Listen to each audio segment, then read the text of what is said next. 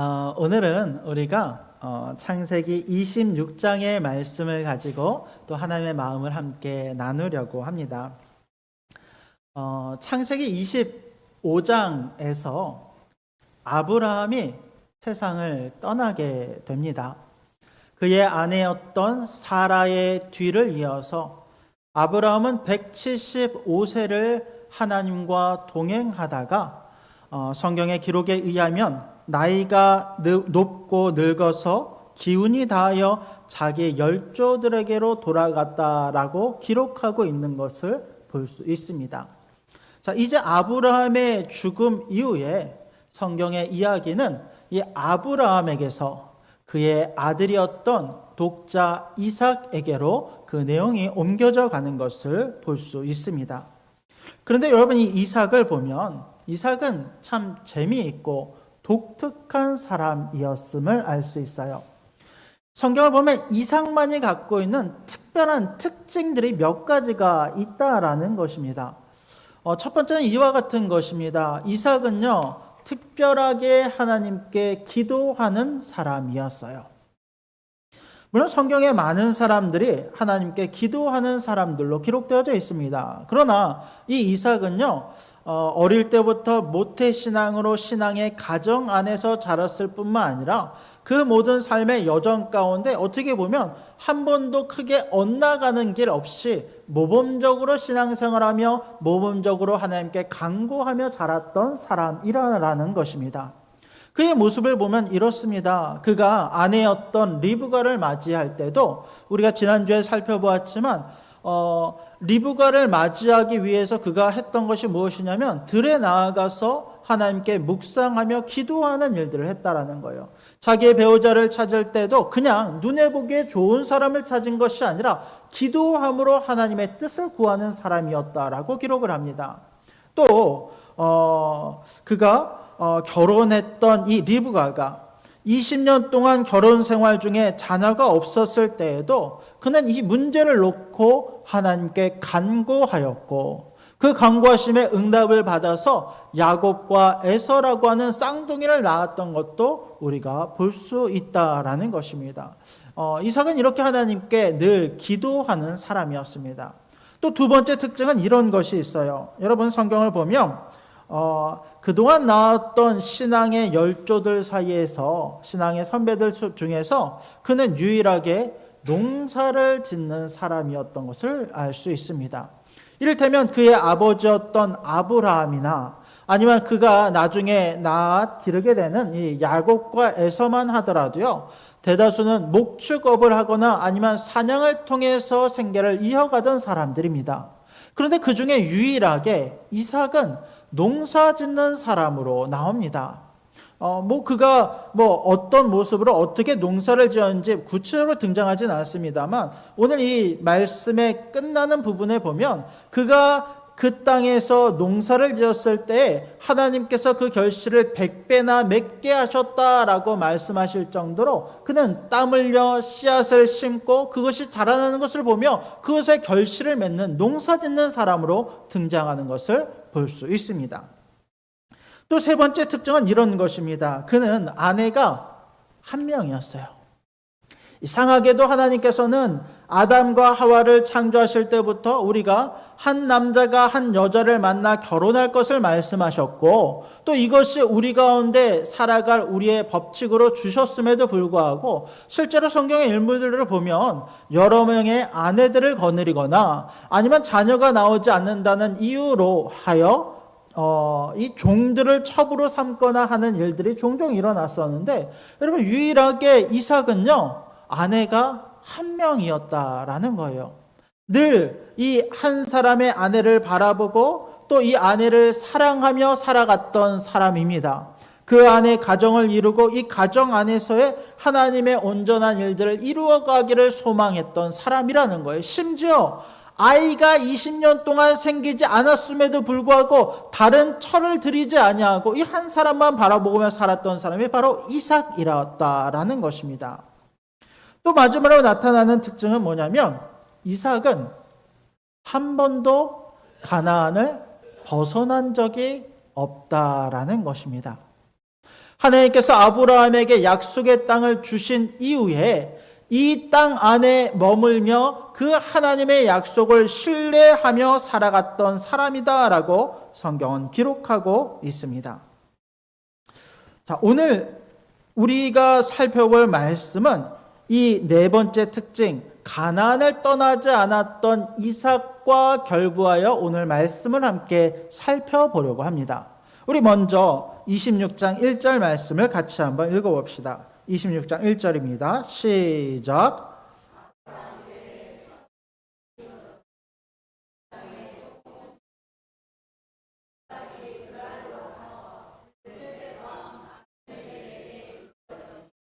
여러분, 큰 첫 흉년이 이를 때가 누구 때라고 나옵니까? 아브라함 때 흉년이 들었어요. 여러분, 아브라함이 흉년을 당했을 때에 아브라함이 어떻게 했는지 혹시 기억하십니까? 그는 이 흉년을 피해서 애굽 땅으로 피신해 갑니다. 이 어려움이 그 가운데 닥쳤을 때에 아브라함은 하나님이 약속하셨던 그 약속을 더 이상 신뢰하지 못하고 애굽 땅으로 도망갔어요. 게다가 그곳에서 어떤 일들을 당합니까? 자신의 아내를 누이라고 속이는 일들을 저지르면서 거기서 그의 죄성과 실수가 드러나는 것을 우리가 함께 살펴본 바 있지 않습니까? 그곳에서 자기의 목숨을 보존하기 위해서 이와 같은 죄를 저질렀던 것이 바로 아브라함이었다라는 것입니다. 자, 그런데 똑같이 흉년을 맞이했던 이삭은 어떻습니까? 자, 첫 흉년이 아브라함 때 있었어요. 그리고 나서 이삭 때 똑같이 흉년이 들었다라고 이야기합니다. 근데 이 두 사람의 간극에는 75년의 간극이 있어요. 그런데 이삭 때 흉년이 들었을 때에 여러분, 이삭은 어떻게 했는지 아십니까? 자, 1절을 보았더니 어디로 갔다고 나옵니까? 그랄로 갔다라고 나옵니다. 거기서 블레셋 왕 아비멜렉에게 이르렀다라고 나오는 거예요. 그런데 원래 이삭은 그랄로 가려고 했던 것이 아니에요. 흉년이 들었을 때 원래 이 이삭이 가고자 했던 곳은 바로 그의 아버지가 향했던 애굽이었습니다. 우리 말씀을 같이 한번 읽어볼까요? 자, 2절 말씀을 같이 한번 읽어봅시다. 2절입니다. 시작. 여호와께서 이삭에게 나타나 이르시되 애굽으로 내려가지 말고 내가 내게 지시하는 땅에 거주하라. 원래 이삭은 그의 아버지가 했던 대로 애굽으로 도망가려고 했어요. 그곳에서 보기 좋은 곳에서 좋은 문화와 이 나일강이 범람하는 그 문화와 충분한 곡식을 누리며 살고자 했던 것이 이삭의 마음에도 똑같이 들어왔다는 거예요. 그런데 그 순간 하나님께서 어떻게 이야기하냐면 너는 애굽으로 내려가지 말라라고 말씀하시는 거예요. 근데 여러분, 가만히 생각하면 이와 같은 하나님의 요구가 조금은 불합리한 것처럼 여겨지기도 해요. 여러분, 아브라함과 이삭은요 모두 하나님의 약속을 믿고요 저 먼 곳 하란에서부터 오랜 기간 이동하여 그 약속의 땅 가나안 땅에 거주하였어요. 물론 이삭은 그 후에 태어나기는 했습니다만 이 가나안 땅에 거주하며 살았다는 거예요. 그런데 여러분, 하나님이 약속하셨잖아요. 이 가나안 땅을 약속하셨잖아요. 네가 이곳에 있으면 잘 될 것이고 복을 받을 것이고 많은 자손을 낳을 것이고 또 이곳에서 하나님 나라를 세워갈 것을 약속하셨잖아요. 그러면 이와 같은 약속을 주셨다면 그의 삶에 있어서 형통한 삶만 있어야 되는 것 아닙니까? 평탄하고 은혜롭고 축복을 누리는 삶만 있어야 되는 것 아닙니까? 근데 왜 하나님께서 그 약속의 땅에 살고 있는 아브라함에게 또 오늘 이삭에게 기근이라고 하는 흉년이라고 하는 이런 재앙과 위험을 주십니까? 여러분, 때때로 우리가 신앙인으로 살아갔지만 우리 역시 비슷한 상황을 맞이합니다. 여러 흉년과 같은 어려움이 우리 가운데 몰아치듯 닥칠 때가 있다라는 거예요. 저도 그렇습니다. 하나님의 약속을 받고 오랜 기간 하나님의 이 부르심에 순종해서 주의 일을 감당하고자 준비했는데 때로는 하나님께서 그 길들을 때때로 막으시는 것처럼 보일 때가 있다라는 거예요. 그 어려움 속에서 무너지고 넘어지고 실패하는 것처럼 보이는 순간들이 있다라는 것입니다.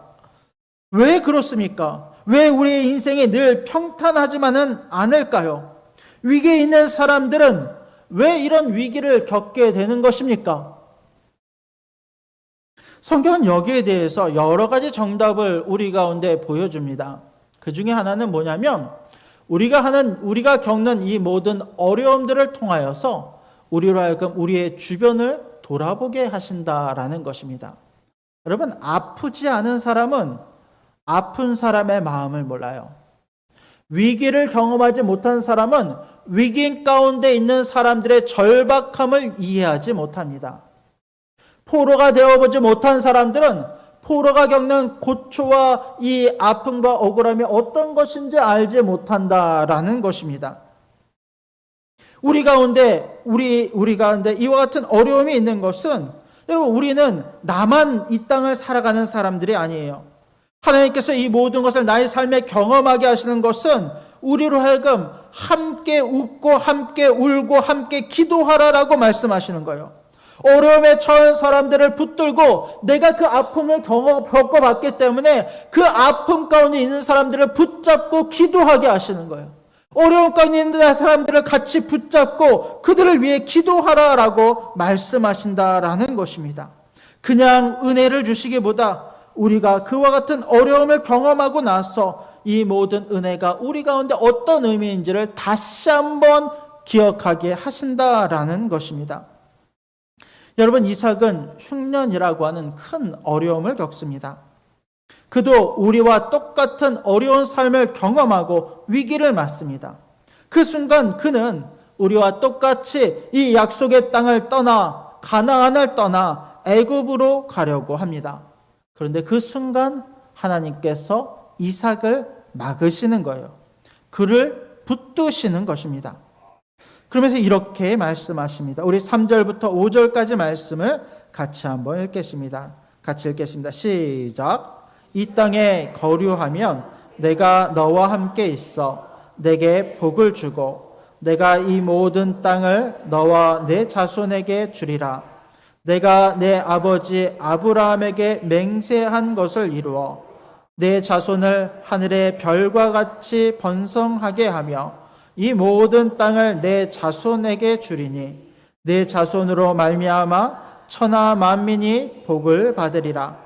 이는 아브라함이 내 말을 순종하고 내 명령과 내 계명과 내 율례와 내 법도를 지켰음이라 하시니라. 하나님이 이와 같이 말씀하신 거예요. 네가 이 땅에 거류하면, 이 땅을 떠나지 아니하고 이 땅에 머물러 있으면 내가 너와 함께 있고 내가 너에게 복을 주고 이 모든 것을 너에게 더하여 주리라 라고 말씀하고 약속하고 계신다라는 것입니다. 또 4절을 보았더니 내 자손을 하늘의 별과 같이 번성하게 할 뿐만 아니라 천하 만민이 너로 인하여 복을 받을 것이다 라고 약속하고 계신다라는 것입니다. 그래서 이삭은 이 약속을 붙잡습니다. 애굽으로 향하던 그의 발걸음을 멈추고 이제 어디로 향해 갑니까? 하나님이 말씀하신 땅으로 갑니다. 그 땅이 바로 어디였냐면 그랄이라고 하는 땅입니다.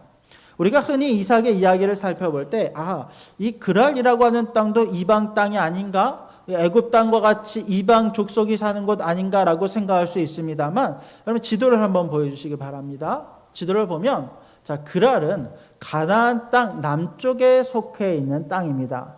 실제로 이 이삭이 주로 살았던 지역이 부엘라 헤로이라고 하는 지역이었는데 이 지역에서 아래로 내려가면 애굽 땅이 있습니다. 그런데 이 기근이 이르렀을 때 애굽 땅으로 내려간 것이 아니라 하나님의 말씀을 쫓아서 그랄이라고 하는 이 서쪽 해안가 지역으로 이동하여 그곳에 있는 것을 볼 수 있습니다. 그곳에는 누가 있습니까? 아비멜렉이 있습니다. 이 아비멜렉이라고 하는 명칭은 사람 이름이 아니라 이 블레셋의 왕을 지칭하는 명칭입니다. 이 아비멜렉을 만나게 되었다라고 이야기를 합니다. 근데 이와 같이 하나님의 약속을 찾아서 가나안 땅에 머물며 그 그랄 땅으로 이동을 하였지만 여러분 사람은 늘 연약 연약한 존재이죠. 그곳에서 그는 또 실수를 하게 됩니다. 우리 6절, 7절 말씀을 같이 한번 읽어봅시다. 6절, 7절입니다. 시작. 이삭이 그랄에 거주하였더니 그곳 사람들이 그의 아내에 대하여 물으매 그가 말하기를 그는 내 누이라 하였으니 리브가는 보기에 아리따움으로 그곳 백성이 리브가로 말미암아 자기를 죽일까 하여 그는 내 아내라 하기를 두려워함이었더라. 그는 그랄에 거주합니다. 근데 그곳 사람들이 이삭에게 리브가에 대해서 묻습니다. 이 아리따운 여인이 누구냐? 그랬더니 이삭이 무엇이라고 이야기합니까? 내 누이라라고 이야기를 합니다. 그 이유가 무엇이었습니까? 나를 죽일까 봐. 내가 두려워서. 그런데 여러분, 이 장면을 우리는 똑같이 살펴본 바 있습니다. 바로 그의 아버지였던 아브라함이 똑같이 이와 같은 일들을 행했어요. 먼저는 애굽 땅에서 애굽 왕 바로 앞에서 자기가 죽을까 두려워 자신의 아내를 누이라라고 속인 바 있었고, 또 똑같이 아비멜렉을 만나고 그 당시 아비멜렉은 지금 이삭이 만났던 아비멜렉은 아니었지만 이 그랄 지역에 똑같이 거주하면서 아비멜렉에게 자신의 아내를 누이라라고 똑같이 속였던 적이 있습니다. 그런데 오늘 이삭이 그의 아버지가 행했던 그 잘못을 똑같이 반복하고 있는 것을 보게 됩니다. 물론 그가 이렇게 속일 만한 이유도 분명히 있습니다. 여러분, 당시의 사람들은요, 그 땅에 법과 질서가 정착되기 전입니다. 게다가 유목민들 같은 경우에는 아름다운 여인을 보면 따로 농경사회 한 곳에 거주하며 이 마을을 짓고 살아가는 사람들이 아니기 때문에 목축을 하거나 이 유목생활을 하는 사람들은요, 때때로 아내를 얻기 위해서 좋은 사람을, 이 아름다운 사람을 만나면 그의 남편을 죽이고 그의 재산을 탈취하고 또 그 아내를 취하는 것이 그 당시에 일반적으로 빈번하게 일어나는 일들이었어요. 그러다 보니까 이삭은 낯선 곳에서, 낯선 환경에서 자기를 지키기 위해서 두려움에 사로잡혀 이와 같은 잘못을 저지르게 되더라라는 것입니다. 그러나 얼마나 그의 모습이 비겁합니까? 그의 모습이 얼마나 하나님 앞에 수치스러운 일입니까? 그런데 가만히 생각해 보세요. 왜 이와 같은 일들이 대를 이어서 일어나는 걸까요? 아브라함이 했던 잘못을 왜 똑같이 그의 아들이었던 이삭이 반복하여 짓고 있습니까? 여러분, 우리 사람이라고 하는 존재는 어쩔 수 없어요. 죄인인 우리들은 본성에 악할 뿐만 아니라 어려서부터 보고 배운 것을 그대로 따라하는 것이 우리의 모습이기도 합니다. 아버지가 했던 것, 어머니가 했던 잘못들을 우리가 그것을 보고 하나님이 어떻게 징계하시고 어떻게 이끄시는지를 보았음에도 불구하고 우리 역시 똑같은 잘못을 저지르고 만다라는 것입니다. 어릴 때 가정에서 학대를 당하고 자란 아이는 나중에 커서 똑같이 자기의 자녀를 학대하고 자랄 확률이 높다라고 합니다. 얼마나 비극입니까? 이와 같은 비극이 계속 반복되어 일어나게 된다라는 것입니다.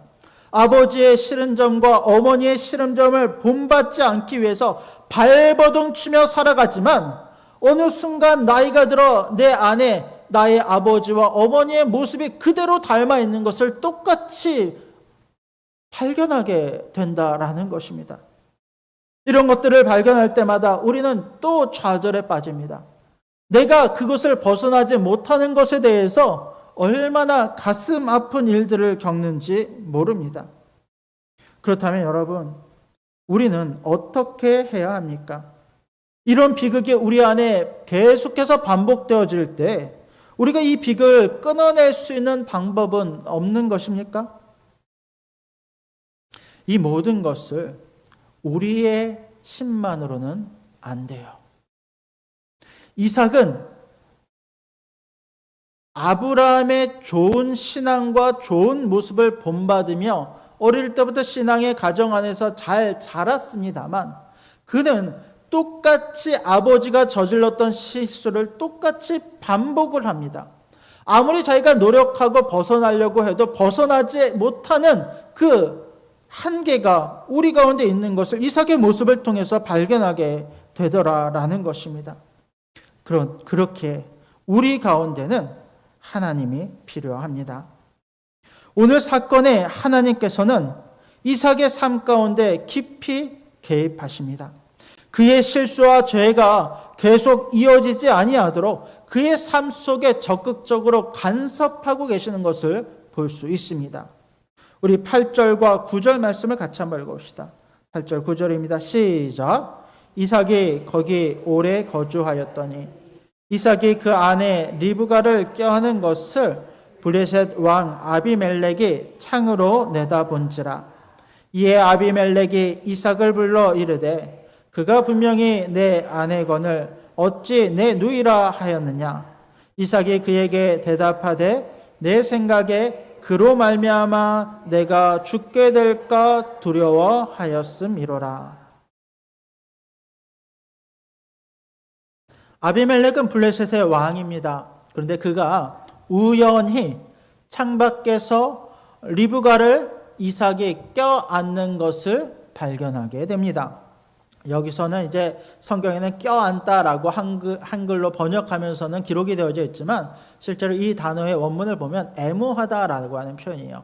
이삭이 그의 아내 리브가를 사랑하여 품에 안았다라고 하는 의미입니다. 그것을 아비멜렉이 어떤 마음이었는지 또 어떤 상황이었는지 모르지만 창밖에서 그것을 바라보고 발견하게 된 거예요. 깜짝 놀랍니다. 아니 이게 무슨 일인가? 분명히 누이라고 했는데 아내였던 것이 분명히 드러나게 된 것이죠. 그는 너무 당황하여 이삭을 불러 묻습니다. 야, 분명히 너의 아내가 분명한데 왜 너의 누이라고 하였느냐? 이삭의 대답이 이것입니다. 내가 두려워 죽게 될까 봐 이와 같이 하였습니다. 그랬더니 아비멜렉이 이렇게 이야기합니다. 오히려 네가 거짓말을 해서 우리가 죄를 지을 뻔하였다. 여러분, 그런데 이 모든 일들이 우연히 일어난 것일까요? 아비멜렉이 창 밖에서 창 안을 바라보며 그의 아내와 이삭을 발견한 것이 우연이었을까요? 우리 아브라함 때도 마찬가지입니다만 이 모든 일들이 우연히 일어나고 우연히 이 모든 일이 진행된 것처럼 보이지만 사실은 이 모든 일들 가운데는 하나님의 개입하심과 하나님의 인도하심이 있다라는 것입니다. 여러분, 세상에 우연은 없습니다. 세상에 우연히 일어난 일들은 없어요. 하나님의 개입하심이 있었고 하나님이 우리의 삶 가운데 들어오셔서 적극적으로 우리를 인도하고 계신다라는 것입니다. 이 모든 것이 하나님의 계획과 하나님의 역사하심이라는 것입니다. 하나님께서 아비멜렉을 통해서 이 모든 것을 깨닫게 하시는 역사가 그 가운데 있었다라는 것입니다. 이것은 이제 우리가 오늘 말씀뿐만 아니라 다음 주에 살펴볼 계속되어지는 아비멜렉과 이삭과의 관계를 통해서 이것을 발견하게 됩니다. 그러면서 아비멜렉은 이렇게 이야기를 하게 되죠. 11절 말씀 같이 한번 읽어볼까요? 자, 시작. 아비멜렉이 이에 모든 백성에게 명하여 이르되 이 사람이나 그의 아내를 범하는 자는 죽이리라 하였더라. 여러분, 우리는 살면서 계속 반복되는 실수를 하게 될 것입니다. 어려움과 흉년에 빠졌을 때 약속된 땅을 벗어나려고 하기도 할 것입니다. 또 아버지가 했던 실수들을 대를 이어서 하게 될 수도 있습니다. 처음에 우리는 우리의 의지로 몸부림칠 것입니다. 실수하지 말아야지, 죄를 짓지 말아야지. 그러나 대부분 우리의 의지라고 하는 것은요, 우리의 감정을 따라가게 돼 있어요. 내 감정이 높고 낮고 휘둘릴 때마다 나의 의지도 똑같이 그 감정에 의해서 휘둘리게 될 것입니다. 그때 우리가 바라봐야 될 것은 우리의 감정이 아니라 하나님의 약속입니다. 너는 그 땅에 머물러라 라고 하는 그 하나님의 약속을 바라보는 것. 네가 이 땅에 머물 때 내가 너로 복되게 하고 너로 충만하게 할 뿐만 아니라 너로 하여금 수많은 자녀들과 은혜를 너 가운데 베풀어 주겠다라고 하는 그 약속을 바라보는 거예요. 그 약속이 우리 가운데 있을 때 당장의 어려움과 이 힘든 것이 나의 감정을 요동치게 할지라도 나의 의지는 내가 아니라 하나님의 약속 가운데 내 의지가 들어있기 때문에 더 이상 우리는 흔들리지 않을 수 있다라는 것입니다. 여러분, 우리가 오직 하나님을 바라보기 원합니다. 내가 하는 것이 아니라 내 안에 하나님께서 이 모든 것을 행하시기를 기대하며 나아가는 우리가 되기를 원합니다. 여러분, 말씀을 정리하겠습니다. 여러분, 흉년은 피할 수 없는 우리의 현실일 수 있습니다. 그러나 이 흉년 속에서도 하나님의 약속을 바라보며 나아가는 우리가 되기를 원합니다. 하나님의 약속은 변함이 없습니다. 흔들림이 없습니다. 그 신실하신 하나님의 약속을 꼭 붙잡고 나아가는 우리가 되기를 원합니다. 그와 같을 때 하나님께서 이삭을 축복하셨던 것처럼 우리의 삶 가운데 동행하셔서 우리를 보호하시고 인도하실 뿐만 아니라 하늘의 놀라운 은혜와 축복을 우리 가운데 넘치도록 부어주심을 믿는 저와 여러분들이 될 수 있기를 주님의 이름으로 간절히 부탁드립니다. 아멘.